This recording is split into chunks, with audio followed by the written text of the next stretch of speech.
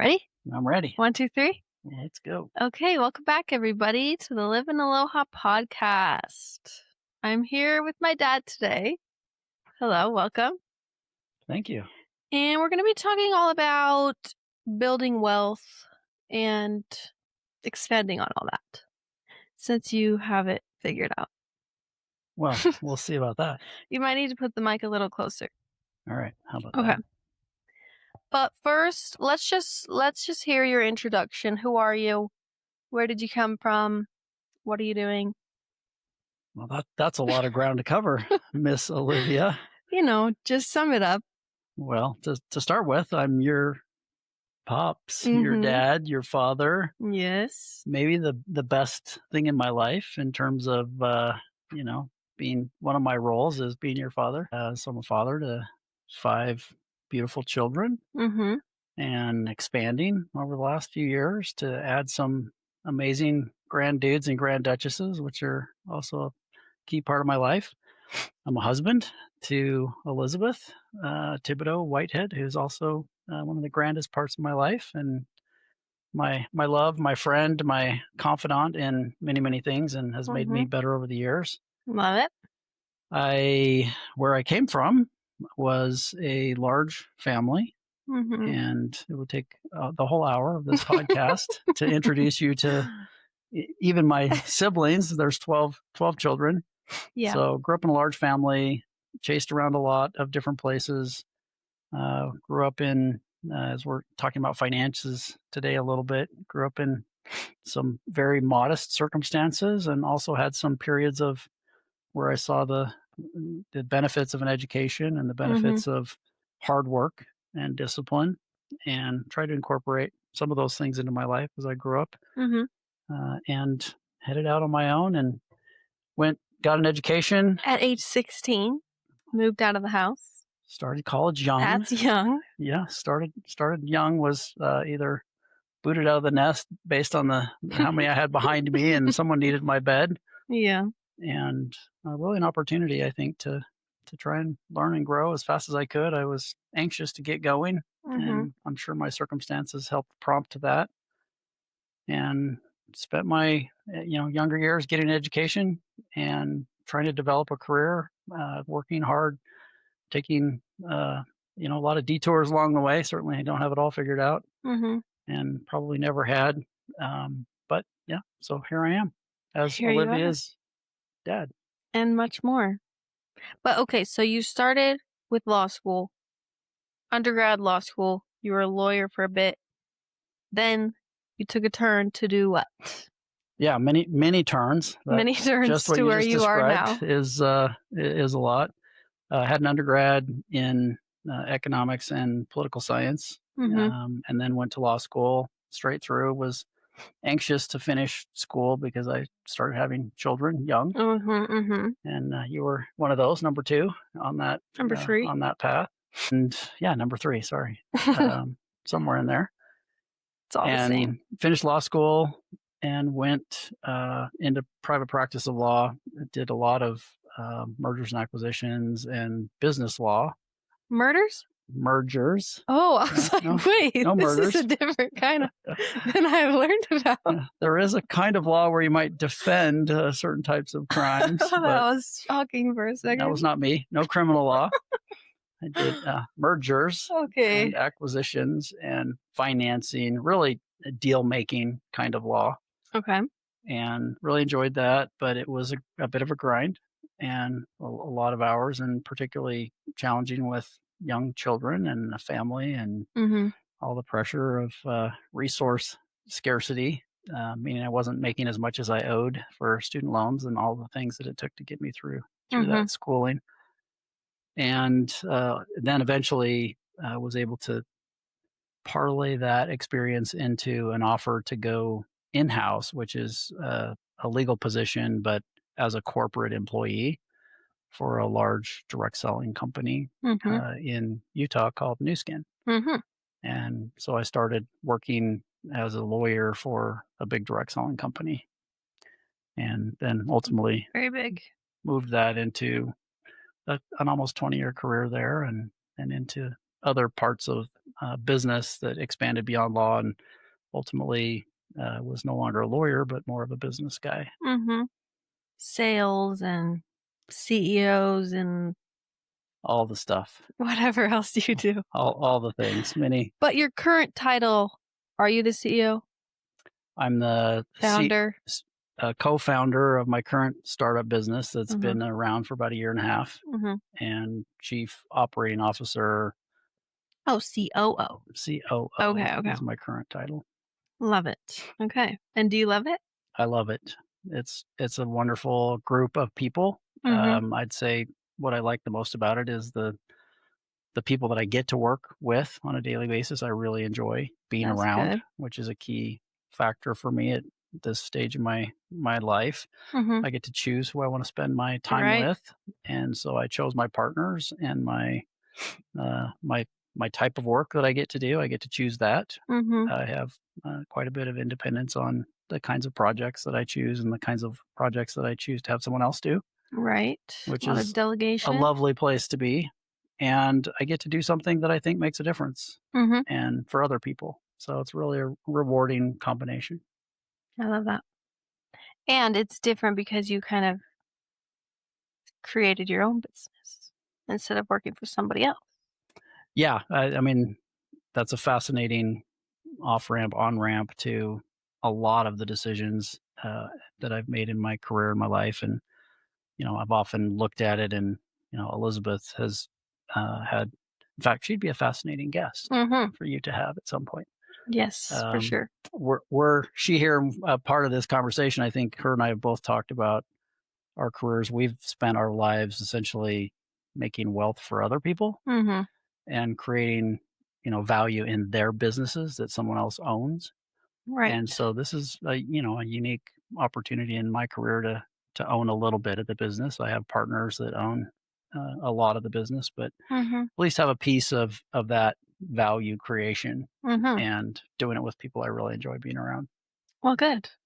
Well, okay, I guess that brings us to I have a lot of questions for you about all this wealth and all that. But with the topic of January being like New Year's goals, resolutions, looking forward to the future, did you make any New Year's goals? I did make some New Year's goals. And what are they? Made some personal goals, Mm-hmm. and I made some business goals, and I made some family goals. Mm-hmm. As with all good exercises, I think it's nice to put your life into different Categories? categories, and there's some spirituality, some health, some wellness. Mm-hmm. I'll tell you about the ones that I'm most interested in, but probably least likely to be successful around. Why those ones? Well, because they're the ones I struggle with the most. Mm-hmm. For me, really, it's about trying to work out in Mm-hmm. a and lift more weights. So Okay. at my age, muscle becomes sort of a dependent factor as to how well you age. Mm-hmm. So I'm intent on figuring that out, and I Lifting I those laugh a little bit weights. about it because I've never been good at lifting weights, and I've never had much muscle. So Well, that's okay. You can always start now. it's It's never never too late. too late to start. Which is funny you mentioned that because I wrote some lessons that I've learned from you over my lifetime just before I ask you all these questions. And one of them was that the top one actually was making goals: physical, spiritual, educational, emotional. You always, every year, we would always make our goals and you would teach us how to make goals and make them like attainable and smart goals, as they say. Yeah, that's a So, great framework. I love that framework. I think the realistic part of it is maybe one of the more important aspects of it, because a lot mm-hmm, of times we tend to set really object big ones. too large. And I think actually of the last couple of years, I've started learning more about the idea of trying to start a process, Mm. and that's actually more important than the end objective. Mm. Okay. So if the goal starts with the end state, but you don't have a path to A way to get to get the end there. state, it's probably more important to work your way back, work backwards and say, okay, yes, I want that end goal, Mhm. but what kind of habits would I need? What kind of process would I need that would help me do that? And Mhm. then One day at a time. ultimately get back into the one day at a time and get back Okay. into a process. It says if I do this today and then try and find an opportunity to do that either daily or as many days as you can. And if you miss days and have to start over, but it's more important. And then ultimately learning to love the process. Mhm. So learn to love that effort in a Which is way that, hard. which is hard. And I look at the things that I love to do. I love to go to the office. I love to, have a project. There's a lot of things that I'm really good at and that I've found a way to love that process. Mhm. And that creates the end goals that I'm looking forward to. Yeah.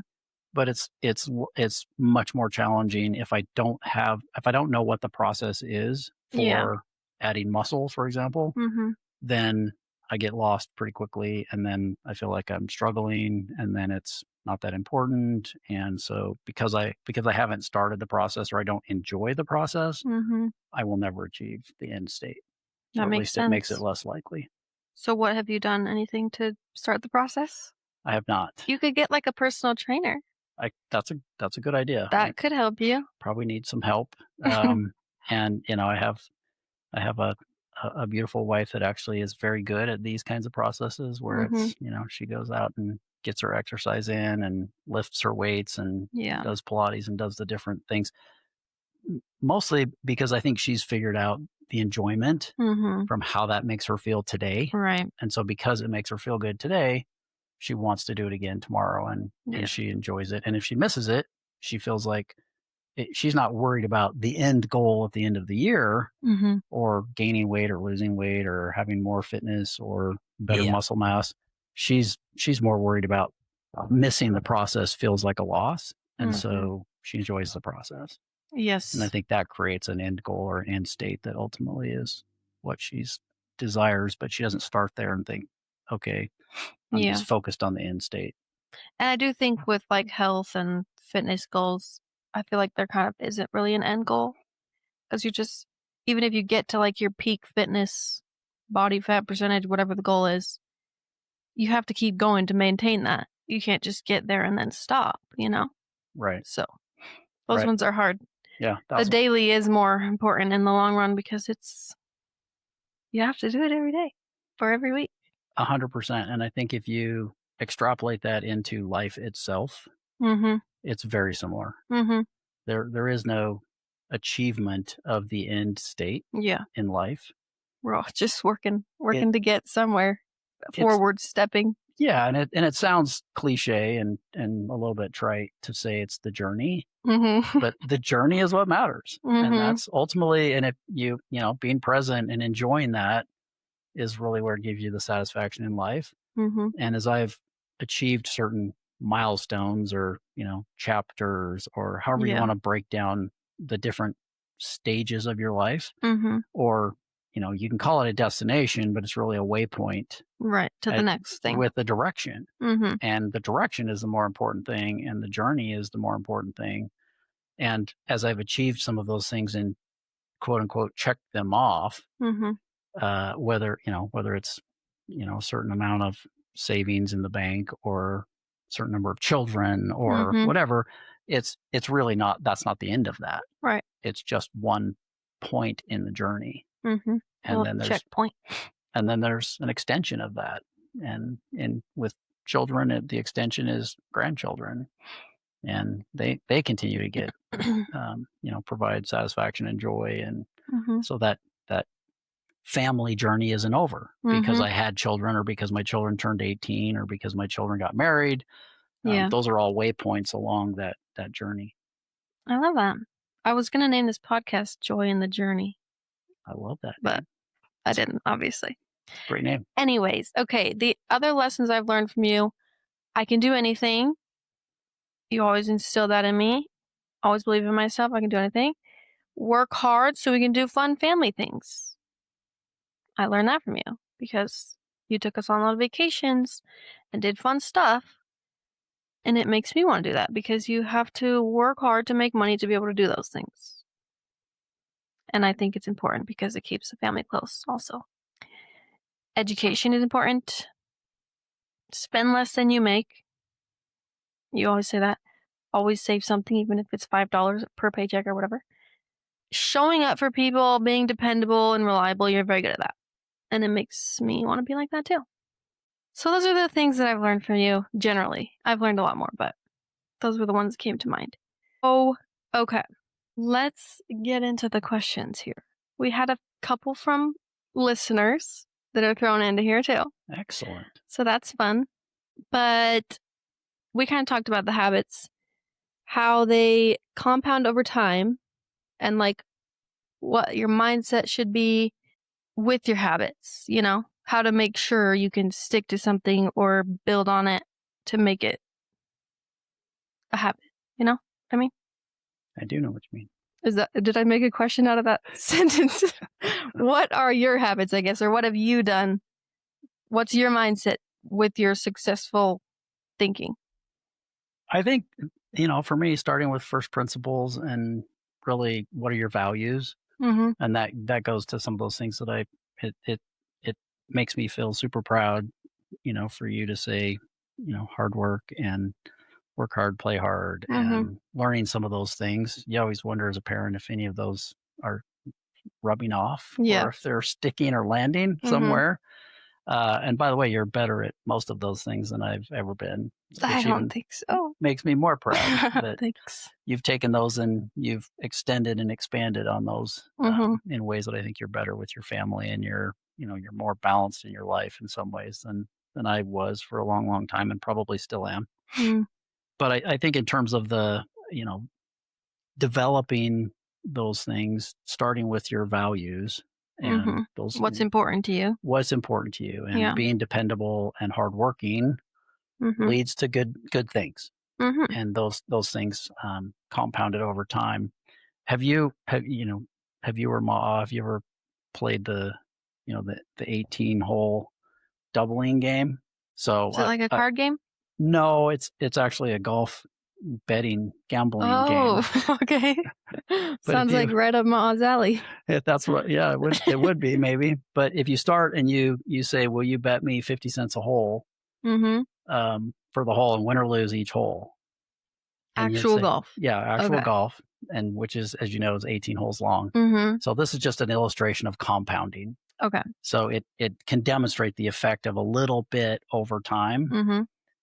And if you say, okay, then the next hole is double, win or lose, and then the next hole is double, win or lose, and then the next Mm-hmm. hole is double, win or lose. You can get 3 or 4 holes in, and you're like, okay, well now the holes are like $6 a hole or $18 a hole. Mm-hmm. Starts to sound like, okay, that makes sense. Adds up. Do you know what the number is if you get to 18 holes? If each Winning hole every is single doubled? one of them? Winning or losing. But what's the amount that would be gambled on the Oh, I don't 18th know. hole? A lot. It's like Million? $14,000. Oh, wow.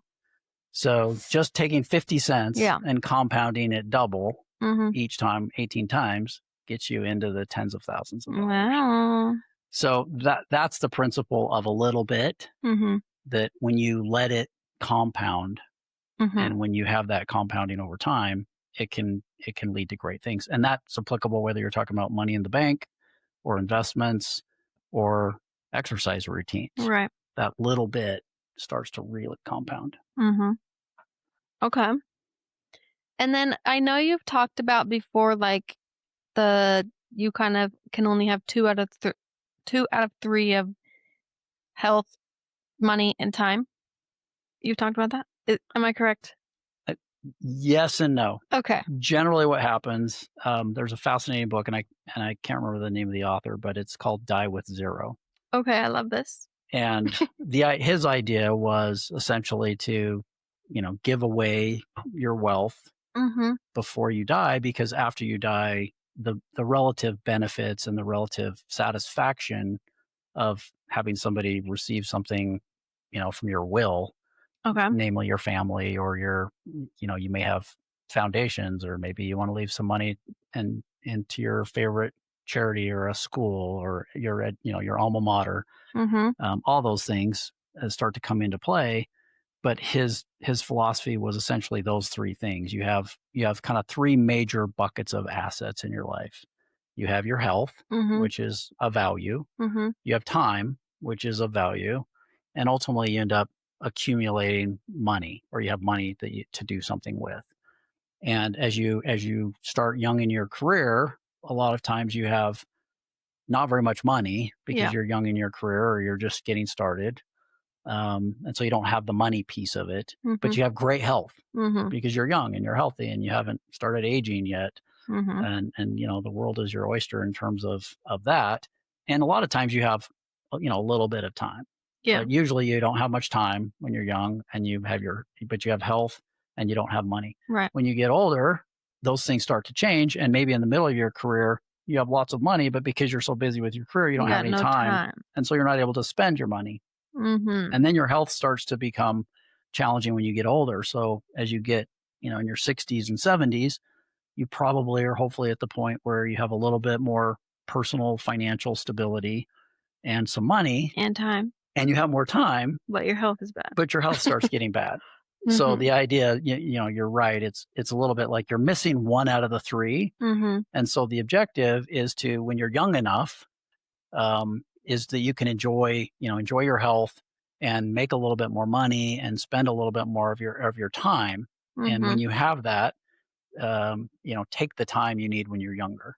And it's don't age out of your wealth. And then when you're 80 years old and if you have a lot of money in the bank at that point, and then you say, now I'm going to go to the Caribbean and learn how to scuba dive, it's probably not so fun when you're 80 years old. Yeah. Skydiving gets a little harder when you turn a certain age. And it's not to say you couldn't do that. I've seen amazing 100-year-old grandmas that go skydiving, but it's really the exception, not the rule. And Mm-hmm. so the idea is to, when you're young, make sure that you take the time to go enjoy your life and your health and do the things that take health, and don't spend all your time making money. Yeah. On vice versa, once your life slows down a little bit, make sure that you stay healthy and preserve your Mm-hmm. health and spend your time doing the things that will preserve that. So it's really just that balance of those three things. Mm-hmm. And then also making sure that the people you want to be around, your family. He tells a story in the book about his he took a ridiculous amount of money for his 50th birthday party Mm. and rented out basically a Caribbean island, Whoa. uh, you know, a swanky resort, Mm-hmm. had 40 or 50 people that were super important in his life come and do this. And he paid for the whole thing for all of them. I think he said it was several $100,000, like maybe Ooh. $500,000 or something, which was not a small sum for him. He wasn't super wealthy, Okay. but he saw it as an important spend. And he said, sitting on the beach with all of his friends and family, and he actually remarked that it felt a little bit like this is what heaven would be like. Mm. But he was able to experience that with these relationships that he had, his wife and his kids and Yeah. his friends. And he was able to do that. And if he'd been more worried about how much was in his 401k Mm-hmm. or how much was in the stock market being invested, instead of saying, I'm going to take some of this money now, and Right. instead of hoarding it away, I'm going to put Use it it to towards use something while he can. while he had health and while he had time and while he had And those while he was alive. and while he was alive. Before he died. Yeah. And there's always, in the back of my mind, the idea that tomorrow's not promised Right. to any of us. I know, that's kind of scary. And it also doesn't mean every day can be, fun Your and last day. play.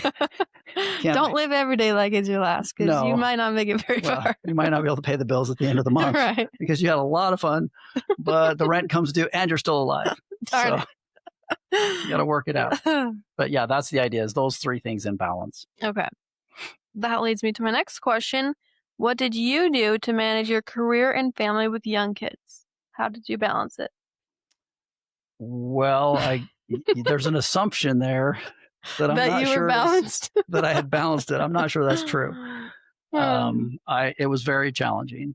I think I probably over prioritized work Mm-hmm. and spent too many hours and late nights in the office or working hard to get my career off the ground. Mm-hmm. Some of it was fear, and I was very afraid that if I didn't put in those hours and that work, that I would not be able to provide for my family at the basic level. And I experienced that as a child. Yeah. And so I had a lot of motivation that Mhm. was directed towards work and make money, and everything else is secondary. Mhm. I certainly loved my children, my young children, and wanted to be there for them as much as I could. Mhm. But I probably, had I to do it over, I may have prioritized a little more family time Mhm. and a little bit less intensity at Mhm. work and career. Um, and I think that's, it's something that I think you and maybe the next generation are better at, Mm. in terms of appreciating, life in balance. And, I think about, Maybe. the way that can come into play today. I think people are more, and I look at it, and frankly, I look at my employees and some of the people that I work with, and I think they don't work very hard, Mm. and they actually feel a little entitled, and they Mm. take off at 3 o'clock in the afternoon to go coach their 3-year-old soccer team Mm. or whatever that might be. Yeah. And, through the lens of how I was at that age, I think it looks like, we call it laziness or Mhm. less than intensity around the job. It's like, why aren't you in the office 50 hours a Yeah. week? The flip side of that is when I step back a little bit, I think that's actually a more healthy Mhm. approach and perspective. Yeah. And I think employers today understand that a little more, and actually are more more willing to, willing, Let or people maybe have it's just the lives way the still. market, yeah, is to let people live their life. Mhm. So I think I probably would look back and say I should have done a little more better in balance. But when I look at the results of, my professional progression, it paid off well for that work ethic. Mhm. For sure. Okay, let's see what next question. Uh, let's see. Okay, so how would you say is a healthy way, or like how do you know when it's the difference between always wanting more while being happy with where you are? Like I think I was talking about this last week on my episode, but cuz I think you can have both. Like I'm happy where we're at, but I know we want to do more. I don't know. When is it like you can't just always want more forever, or can you? I think you can, Mhm. and I think the flip side of that, there's always tension. Yeah. So I think it's the two-sided tension. Mhm. And if you ever get to where one side there's no tension, you probably have to rethink where you're at. Mhm. You don't want If to if just you never want anything else, Mhm. if you're completely satisfied, then, whether that's, I want to stop, I don't need to learn anything else because I've learned everything there is to learn. Right. You can kind of look at it from that perspective. It's like, we all know that's not true. You could learn your whole life and never stop learning. Yes. On the other hand, if you are desperately to feel like I haven't learned enough, then you may never feel satisfied or Mhm. accomplished. And so I think it's the healthy tension Yeah. when it comes to financially. I think, the both sides of that can be true. If you have the approach that it's never enough, Mhm. then anything you actually obtain won't be satisfying, Mhm. and you will You'll never always, be happy. you'll be on a treadmill and you will never be happy. It will Mhm. never be enough. And I've realized that, in terms of milestones, as Mhm. I've hit certain milestones, and I've thought, okay, when I achieve this, then I'll take a breath Relax. and Yeah. relax and enjoy my life a little bit. And I ran through a lot of those milestones before I realized that none of them were completing You me. never really got there. Yeah, none of them were feeling like, and this goes back to our earlier question about the destination. Mhm.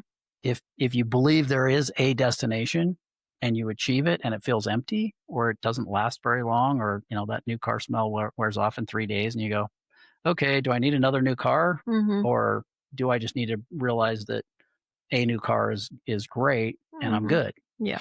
And so that's the tension that I'm talking about, where, Yeah. you can achieve those accomplishments. And on the other side, if you don't set a new goal and you don't have something to look forward to, Mhm. it's hard to have that progress. It's hard to feel like you're moving Yeah. towards the destination. And so it's that balance between continuing to move, don't stop, don't get complacent, but continue to But also like stretch. look how far you've come. And turn around sometimes and take a pause, you know? Yeah, no question. That's part of those waypoints, those Mhm. milestones to celebrate and to be proud and to feel like, you have what it takes to achieve something, Mhm. and then look forward and say, what else can I achieve? And then I think, for me at my stage in my life, it's now I'm looking at those things as what can I accomplish, not for myself necessarily, or my own monthly expenses are covered. Mhm. What can I achieve or help others achieve? And what can I achieve for my kids, my grandkids? What can I help, encourage Mhm. in that? And so, it's not me stopping in terms of because I have enough. Right. It's how do I help others?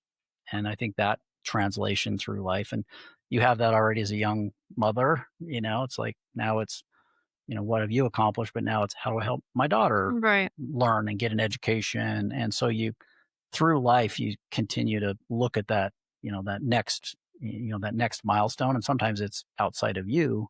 It's Mhm. how can I help someone else? And how do I do that financially? How do I do that spiritually? How do I do that with, some whatever I've learned? How do I pass that on? Mhm. And I think that's where I start to get more satisfaction now is when I see the employees at my new company doing well, and I can help them or create a platform for them. How do I help others achieve something that they're looking to grow into? Mhm. And that actually is the next waypoint for me, or the next Yeah. milestone for me. I love that. Well, that is a good next question for how to set kids up for financial success. So for me, with a 2-year-old and more kids coming someday, I mean, obviously we don't have it all figured out. We're trying to buy a house and do all the things that we want to do, starting businesses and being really busy with that. But and I feel like part of me is like, "Oh, I can just wait, like, we'll have enough money down the road, and then we can pay for her college, no problem." But, like, I've started her college savings, 529 account, 529s are a which beautiful is, thing. like, not we don't do that much monthly, but it's something, and it's going in there for her in the future. But, like, besides that, which is a small thing, how can we teach her? How can we, you know, be good examples for our kids in that way so that they can get out of the house and know what to do a little better.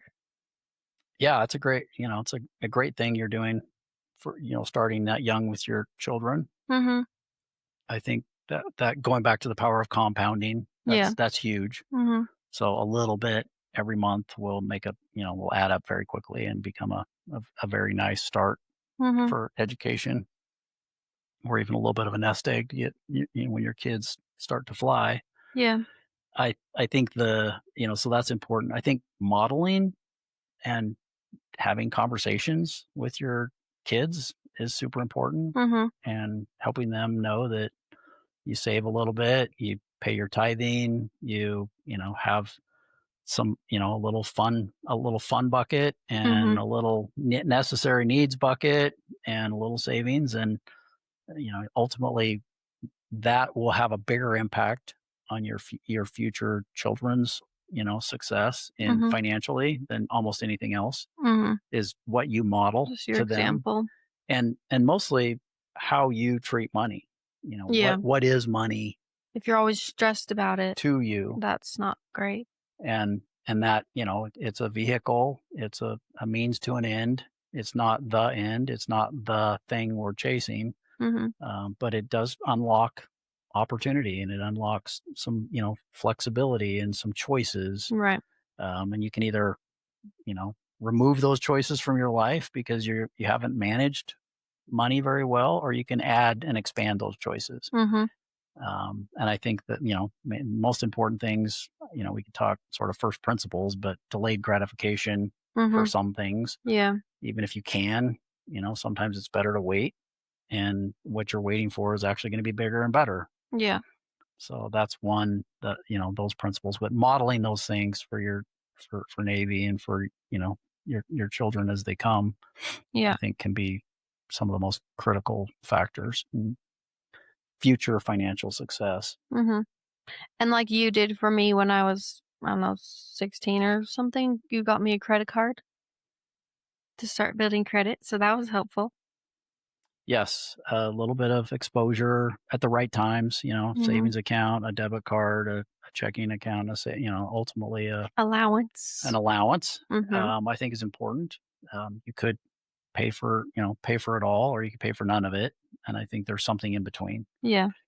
I think having a little bit of that experience and exposure before you're out on your own Mhm. will help, so that Mhm. some of those lessons can be learned the hard way, which is the way I learned some of them, Mhm. or they can be learned the easy way, which is you practice a little bit, you get a little exposure, but not enough to be dangerous, Yeah. and then you have a credit rating and an idea that money matters and that it See how doesn't fast everything adds up? yes, and it doesn't grow on trees, and Mhm. some of that has to come through Mhm. your own effort, and you can spend it all and then be out of cash and feel like there's a hole, and Yeah. sometimes that hurts, and sometimes you have to feel that before you start saying, "I don't wanna feel that Anymore? anymore. I don't Yeah. wanna worry about having enough money for rent or groceries or the basics." Right. Okay. Let's see what's next. How to avoid the lifestyle creep. Well, you keep asking me these questions that I don't know that I'm very good at. You like I said, you're presupposing that somehow I've figured this one out. Well, I Um, mean, you've always told me spend less than you make. That's number one. But I'm worried that the more we make, we're gonna keep spending a little bit more, which is less than we make, but it's still more. You know? yeah, I think, my lifestyle has creeped, ahead. I think I'm finally to the point where You've I stopped could creeping. afford more house than I have. I Mhm. probably could afford a car more than what I have, or more cars, or, Mhm. more of the lifestyle, but there are some things that think I still aspire to be able to work into my lifestyle, so I haven't achieved peak lifestyle, if there is such a thing yet. Okay. What do you think you're missing? I There's some things I have on my list that I'm I would sure. love to I want to put in the know. portfolio. Well, I we need a beach house Oh, still, okay. Well, you did have that. so had one, need one again. Need another. I think there's a level of residual income Okay. that I haven't achieved yet, where I think on a monthly basis, where my investments Mhm. are making a number that I have in my head that would satisfy my next objective. Mhm. Um, and I think there's some things like that where, and I don't know if that's lifestyle creep or just the next waypoint in the destination. Yeah. When I think the framework I think about for wealth, wealthy people as Yes. opposed to financially independent people, and there's a difference. Mhm. Financial independence means you can pay your bills every month, and you're not going in the hole Have a negative. little extra. You have a little extra, or maybe no extra, but Maybe not you're paycheck to not going in the paycheck. hole. Yeah, I'd say wealthy people are different from financial security. Mhm. Financial security means you have 6 months savings in the bank. You Mhm. can pay all your bills. If you lose your job or your source of income, you have enough time to replace it, and you're not going to have to go borrow money or move out of your house. What percentage of people do you think are financially independent? Something like 70% of Americans today can't get their hands on $600 Mm. without putting it on a credit card Wow. or borrowing it from somebody else. So that's how paycheck to paycheck most people Yeah, a are. lot of people don't have Um, the people that enough. I'm talking about in terms of financially independent means they have that savings backup. They have, enough credit and investment or an asset Mhm. where you're not going to be financially in trouble in a month or two if you lose your job. Yeah. But you're still dependent on your job. Right. What wealthy people have They don't is have to work. they have they have three things. Okay. They Number one is they spend they lower their expenses, and they spend less or way less than they make. Mhm. That's number one. Number two is they buy assets, Mhm. and they start to create a portfolio of assets that create Like houses. income producing assets, like a stock portfolio that pays interest or dividends each year, Mhm. or like rental properties, or like a business that pays Mhm. distributions or dividends, or produces cash while you're not spending your time trading your time for those dollars. Okay. So that's a leveraged asset. Mhm. So an income producing leveraged asset is creating money essentially while you sleep. Yes. Love that. Wish I had So that. wealthy people have gone to that stage. And the way they get there is number one, they spend less than they make Mhm. and they use the excess not to let their lifestyle creep, To work for them. but to start to accrue and acquire those assets. So they spend the excess over what they need in their lifestyle Okay. to invest in those assets. And then at some point you get to where those assets can replace your income. Mhm. And then you don't have to work. And so at that point, you don't have to trade your time for anything. You can depend on the assets. So that's wealth in itself is where you're not having to trade your money for time and you still have an income. Mhm. Those assets are producing money. Okay, so let's say for all these 70% of people who can't even make it to next month without their job, how do you get to that point where you're saving enough to do anything with your money to work for you? Like, how do some people probably don't even know how to get ahead at all, you know? Yeah, I think again the starting point is no matter how much or how little you make, you have to spend less than that. Yeah. So and there's two ways to do that. One is you can work more hours Mhm. or take a second job Mhm. or whatever that looks like to be able to start to create the savings account Mhm. that says, okay, this month I actually could put $100 in the bank. I didn't spend all of it. Mhm. And for a lot of us, I think when we look at the the things we spend on, there are a lot of things that are optional. For sure. And there's whether it's Dave Ramsey or some of the gurus that are out there that say, look, Starbucks a day is $8 and over a month that's, $360. Yeah. And, at some point that's real money It really adds that up. is not necessary to spend. Mhm. So a lot of people could, look at their current spending and savings and Mhm. say, okay, I can spend $360 less than I'm making by eliminating my Starbucks habit Drinking coffee at home. or cutting down on the number of subscriptions I have on my phone Right. or whatever those things are. And there's a whole list of those things, and that can be a good place to Mhm. mine for, can I create a cushion? Well, and all that stuff adds up. We have like Netflix, Disney, who knows what, and I'm like, by the time we pay all of our subscriptions for the month, that's like hundreds of dollars. Right, right. And that's the point. And if you took those two or $300 and said, okay, if I put that aside for a year, Yeah. I suddenly have $5,000, Mhm. and that $5,000 can go into an investment account. And the next year, so for example, that $5,000, if that had been in the, last year, Mhm. that probably would have created $1,000 in appreciation. Right. So this now you'd have $6,000. And that That's how it thousand grows. that's the equivalent of, $100 a month essentially Mhm. that you could as income. So now you have $100 in income Mhm. because you have an asset that's producing those dollars Mhm. instead of spending it on Starbucks or Netflix or something else. Yeah. So it's just starting in that little way. And then over 3 to 5 years, you can develop something that all of a sudden it's like, wait, now I have $12,000 a year in income Mhm. from that little portfolio or from that rental property or from that side business that you started. Mhm. Those are the things that start to create. And then you just look at it like, okay, if you're currently at your job making $5,000 a month and you do that 5 times, Mhm. then all of a sudden you have $5,000 a month from this other source. And Yes. it essentially could either replace your current income or it can be the springboard to more leveraged assets Mhm. and having assets that are working for you. Yeah. Instead of you trading your time for that $5,000 gets, as a dividend or an investment that is Mhm. paying off. Yeah. Okay, so less Starbucks, and I've been better at not we've been trying to work on our budget, eating out less, all the things, but I've noticed. I've been super impressed with your uh, you've your noticed? perk habit. Yeah. So that's a great habit Yeah. because you can buy, like Bottle of Perk Energy. $300 worth of lattes for $30 at Harmon's, Yeah. and that creates a big savings. And it's also still something that feels like a little treat, and Yes. you're not depriving yourself of Mhm. any joy, but you're doing it in a way that gives you a little cushion. Yes. Well, So good job. thanks.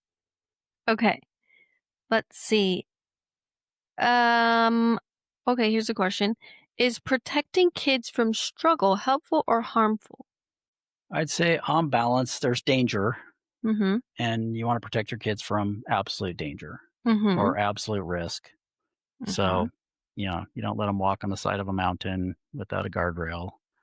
You don't let them drive when they're 5. There's things that it Yeah. crosses the line to neglect, and I can say, having my upbringing, I probably was over on the line of Neglected a neglect few sometimes, times. where there were dangerous things that I was not prevented from. But I'd say on balance, I'd say mostly uh, parents are too overprotective Mhm. and do not let their kids struggle enough. And I would say that about my kids as well, with Mhm. you, and in some cases. Mhm.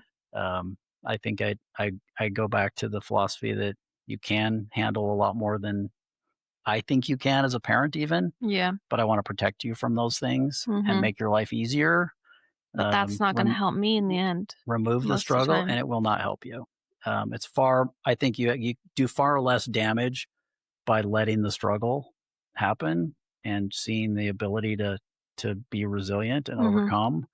And then you have the self-confidence, Right. and you have the experience, and you have the ability, to know that, man, I can be proud of the fact that I had a hard experience or a hard thing, and I lived through it and I overcame it, and now I Mhm. have tools and techniques and talents that really can only come through you. Mhm. We all know the parents that are, super wealthy, and second and third generation, particularly third generation, very wealthy, individuals who, trust fund Mhm. or have everything they could ever need handed to them. Mhm. Very frequently it ends badly, or it creates other problems and challenges. Yeah. And so ultimately you haven't avoided any struggle. You've just changed the struggle into Yeah. things like, drug addiction or Mhm. self-entitlement, or, you know, things where talk about lifestyle creep, Mhm. where those people, regardless of the fact that their life is paid for and they have everything they need from a financial perspective, they're emotional Unstable. disasters Yeah. and unstable and have other problems. Right. And so, have you really protected them by not making them work for a living, or Mhm. giving them everything they needed, or protecting them from those dangers? Mhm.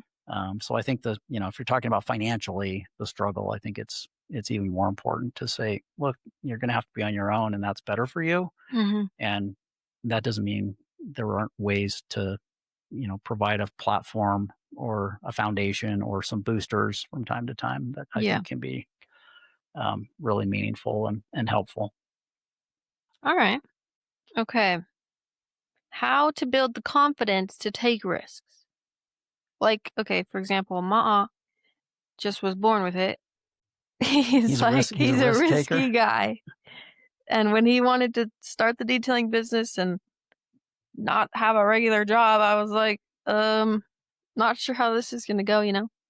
Yeah. I wasn't that he is more confident than I am and has more faith, and I think over time I've grown more in that way to know that because it's worked, you know? I've seen the rewards of it, and but yeah, I don't know. It is scary to risk it when you feel like you don't have much or you do have a lot to lose, you know? Yeah, I think flipping that a little bit in terms of, what's the possibility of gain, Mhm. is a good way to reframe that question. Mhm. What, not what would I lose if it's a failure, Mhm. but what would I gain if it's a winner? Mhm. Love that. And I think that's a good perspective for an entrepreneur or somebody who's starting a business. Yeah. Um, I think in my own life, I've probably erred on the side of risk aversion in terms Mm. of having a steady job with the law firm and benefits and all those Yeah. things, and was risk averse that I didn't want to lose that because I feel like it would have been challenging or hard to start at 0. Mhm. Um, but I also never really had much to risk, and I wish, looking back, and, we all have those moments of maybe not regret, but learnings Mhm. where it's, if I had taken a few risks and been willing to say, yes, I might lose to 0, Mhm. but what do I have to gain? Mhm. And Love that. that's really where people can look at it both ways. Mhm. And people like Ma'a and other, great entrepreneurs, whether you're talking about Elon Musk or people, Bill Gates, who started Microsoft, or, Steve Jobs and Apple, Mhm. they never looked at it like there was going to be a loss. Yeah. They always looked at the potential. And frequently, many of them, serial entrepreneurs, are called serial for a reason. They do it over and over and over and over Right. again. They don't do it once. And many of the success stories that you hear about, um, are not a first time win. Mhm. A lot of They're failures in between. they're somebody who had multiple failures, Mhm. but they were willing to say, I'm going to do this again, even though I got my head bashed in on the last one, Mhm. or I lost everything and now I'm living in a van down by the river. Yeah. Those guys they're willing to say it's going to be worth it and I'm going to figure it out. And they don't look at it in the context of their past failures either. Yeah. They always look at it in the opportunity ahead, Mhm. and they will do it again. So it's all And about the mindset. it is all about the mindset. Okay. Love it. Um, you kind of just answered this, but if you could start over knowing what you know now, go back to be 25, like me, 26, what would you do differently, or what would you start now if you were me, I guess? Well, those are two different questions. If I were If you, you were not a woman, if you were you and you wanted. no, I mean, the advice I would give you is different than what I would say about my retrospective. Mhm. So when I look back, I I think if anything, I would have wanted to venture out more, Mhm. but I was never in that place in my life. Mhm. So I look back on everything I've ever learned and all of my experiences with utmost gratitude. Mhm. The hardest things I've experienced are some of my most treasured, experiences. Yeah. So I think I answer that, by saying, for I wouldn't change a thing. Mhm. I am who I am, and Right. I've had a beautiful, lot of blessed life, Mhm. and I did the best I could at each of those intersections. Mhm. I think from a career or financial perspective, I think if I would have gone to work for myself sooner, Mhm. or created my own company sooner, Mhm. maybe financially I'd be more ahead now, or maybe not. I don't know what that would look like, but I often think I would have maybe liked to have taken more risks. Mhm.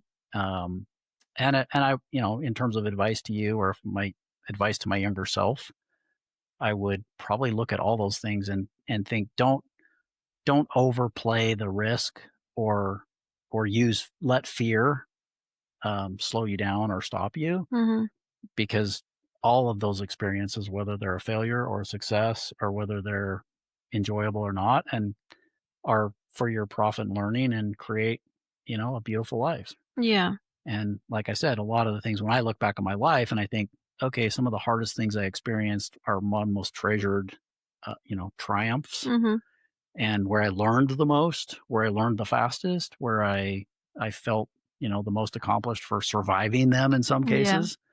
Um, and with that context, I think, why was I afraid to take a risk? Mhm. Because it would have hurt me, or it would have depleted my bank account, or it would have caused me to have ill reputation in my ward or my neighborhood. People would think I was a failure because my company that I created went under, or went Yeah. bankrupt. So if you look at it in those two contexts, one is, great experiences come from hard things, Mhm. and sometimes from disasters or failures. Definitely. And number two, if you don't take those risks, you are very unlikely to have the greater triumphs, or build the bigger business, or Mhm. have the amazing successes. And then the last thing I would just add for you, and I appreciate the fact that said you thought this from when you were younger, but you can always do more and be more Mhm. and are far more capable than generally you think in your mind. Yeah. I mean, almost every aspirational goal that I had for my life, I've achieved 10 times over. Mhm. And when I look back, I think I just wish I would have dreamed bigger. Bigger. Yeah. I wish I would have had a bigger thing in Yeah. mind because I probably would have achieved that. Thought you could accomplish more. I have yet to put something on the list and said, "Wow, I'm like 20% of that, and I'll never see the light of that dream." Mhm. It's actually been the opposite. I'm usually 180% of that dream, and I go, "Okay, well, maybe I wasn't aggressive enough. Mhm. Maybe I didn't take the risk that I could have taken because I was a little afraid or because I was, worried about my ego Mhm. or my pride or what other people thought." Or you're just comfortable. You don't Or you're wanna just comfortable. a Yeah, little scared yeah. to I don't get out of your comfort zone. Yeah, I don't know that I was ever comfortable, but I certainly avoided, you know, potential risk, Mhm. at throttling it back or deciding to do something that was, the sure thing or more of a sure thing. Mhm. So, Yeah. take the risk. You're inspiring me, cause I think, cause I wanna go back to school, nurse practitioner school. I wanna get licensed in Botox. I wanna do all these things. But then I'm like, "Oh, why would I get licensed in Botox? There's a million girls who do Botox here." Like, but I gotta have more of an abundance mindset, that there's 1,000,010 faces that I can inject. Yeah, I don't know. But then I go back and forth. I'm like, I don't know. Is it too oversaturated? I don't know." I wouldn't worry as much about the marketplace. I think those, and it may translate into a different skill. I don't know what the 10-year ahead version of, today's Botox world is or looks Yeah. like. But if you can run a business or you have additional skills or different additional training and education, Mhm. it's going to translate into opportunity in the future. Mhm. It's gonna And compound. I wouldn't do it or not do it based on what other people think or are doing. But if you think it's going to be enjoyable and want to do it, Mhm. then that should be the sort of the marker. Yeah. You can invest smartly for your education. I think it's easy to run the math and say this is how much that extra schooling is going to cost. Mhm. Here's what I would make in income by this many hours work a week. It's going to, whatever, double my hourly rate somehow. Mhm. And so now it's worth it to spend, invest now in a Yeah. year of your time and however much more thousands of dollars in tuition, Mhm. because over the next 5 years, you can earn all that back 5 times. Yeah. So it's a good investment. And lastly, I don't think there's anything ever bad about education. Yeah. I would not encourage anybody to go deep in debt for education. But I think if you can work your way through school and keep your debt to a reasonable amount, Mhm. it's it's highly valuable to learn, Mhm. and that alone is important. And I agree. I enjoyed school. I enjoyed law school almost more than any schooling I had in my life, Mhm. uh, because of the experience of it, because of the challenge and the frustrations and the new things, on that frontier that I was able to learn. Yeah. And those are I loved that experience. I love school too.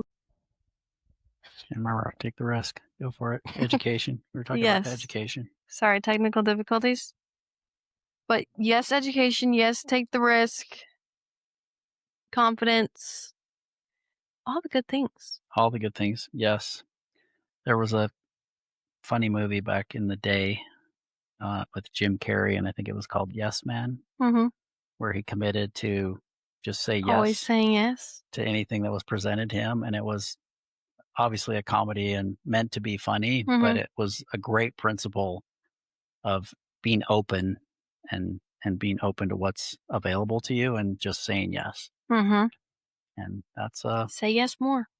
yes. Okay. Well, that wraps it up. It's been an hour. Really. Yes.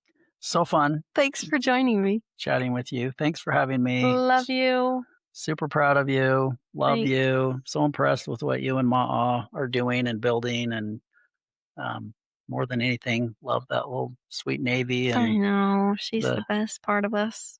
the triumph of her arriving and surviving and thriving is Mhm. an amazing story, and we just are love having her in the family too. I So know. She's the keep doing what you're doing. All right, we will. And happy Aloha Friday, everybody. We'll see you next week.